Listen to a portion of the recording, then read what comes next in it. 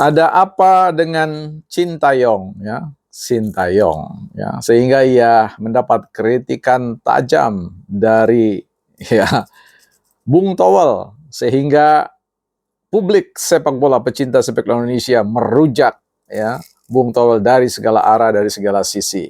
Kita akan diskusikan di catatan Si Bola. Baik teman-teman, selamat datang di catatan Si Bola.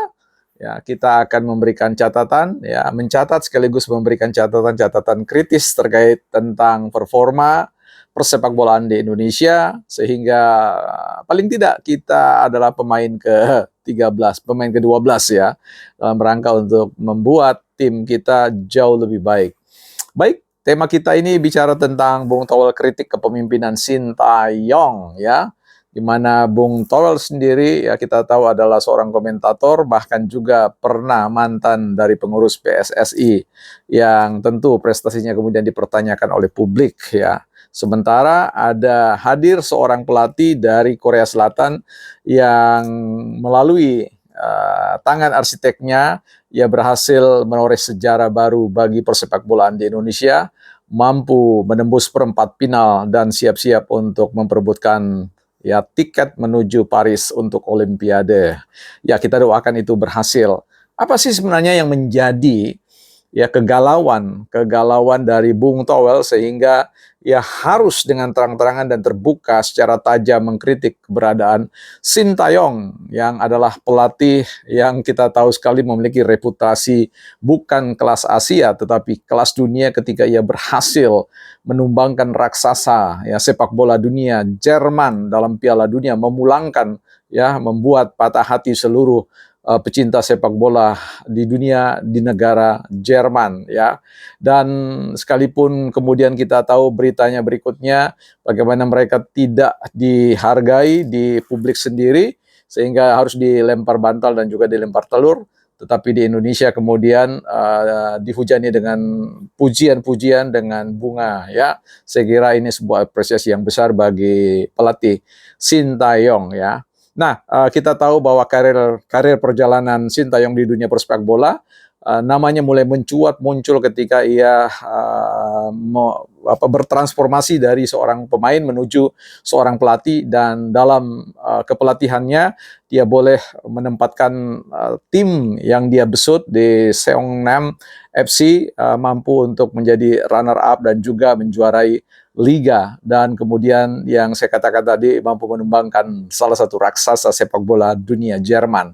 Dan ketika ia di Indonesia, dia sudah menorehkan semua prestasi yang dipuji oleh berbagai macam pemirsa atau publik pecinta sepak bola.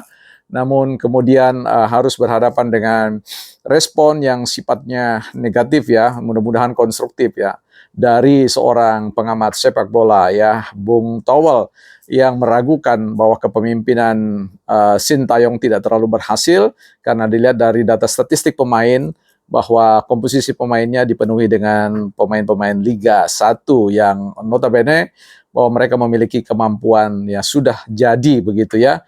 Nah, begitu juga kritik beliau terkait dengan keberadaan Natal. Harusnya Natal tidak perlu datang, dan kemudian kita lihat apakah Sintayong berhasil untuk membuat prestasi di laga perempat final untuk menuju perempat final.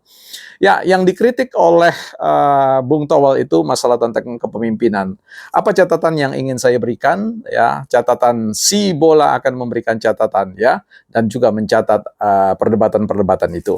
Baik teman-teman, kita lihat dulu catatan kita di sini teman-teman ya. Nah, ada satu kisah kalau bicara tentang kepemimpinan. Kalau Bung Toel ini mengatakan bahwa kepemimpinan itu tidak berkorelasi dalam konteks kemenangan ya, kepelatihan dari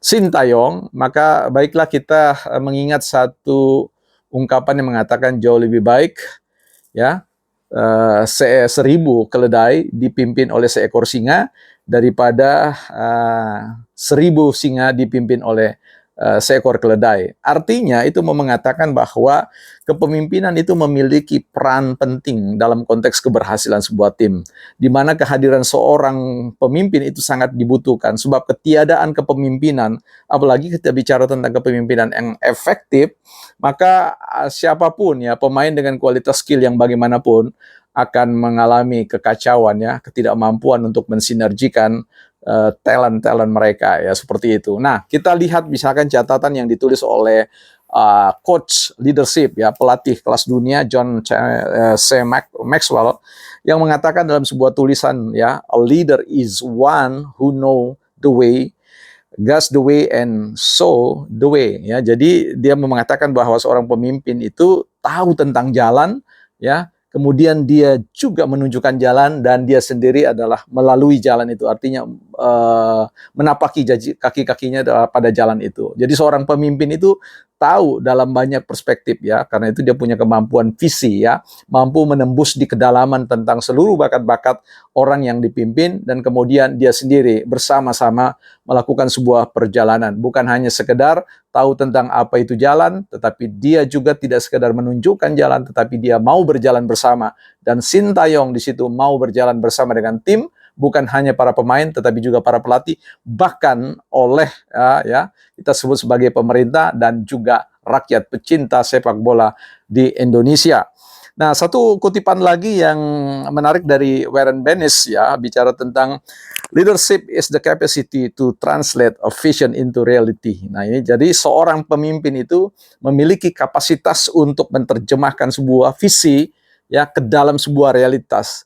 Jadi Sintayong ini punya visi yang besar. Dia tahu jalan menuju kesuksesan, jalan untuk membawa ya, menjadikan Indonesia sebagai salah satu raksasa sepak bola di dunia. Ini bukan hanya di Asia Tenggara atau juga di Asia, tetapi sungguh-sungguh di dunia. Sebab bagaimanapun seorang Sintayong sudah pernah mengarsiteki sebuah tim yang membuat kemudian dia mampu mematahkan ambisi, mampu mematahkan sejarah, mampu mematahkan ya kebesaran raksasa Jerman. Dan itu menandakan bahwa Sintayong memiliki kaliber seorang raksasa ya.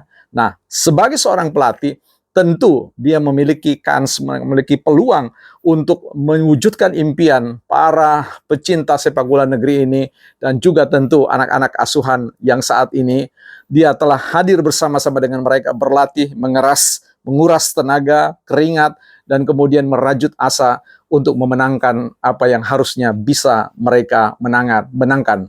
Catatan si bola.